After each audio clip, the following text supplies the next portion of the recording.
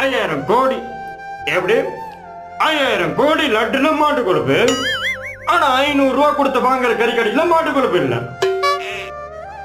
கடந்த 30 வருஷத்துல 12456 பேக்கரி மூடப்பட்டிருக்கு, 27,000 மேல ஐயங்காரம் அளிக்கப்பட்டிருக்கு, 7 பலகார சீட்டு கேன்சல் ஆயிருக்கு, 1,67,512 கேட்டரிங் சர்வீஸ் மூடப்பட்டிருக்கு.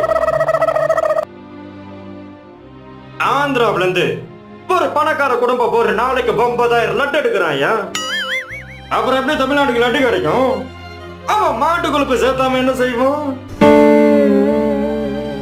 நாங்க பசிக்கு துட்டு கேட்கலையா, ருசிக்கு லட்டு தான் கேட்டோம். தரமான லட்டு கிடைக்குமே ஒரு நாளைக்கு 1,00,000 பேர் கோயிலுக்கு போறாயா. ஒரு நாளைக்கு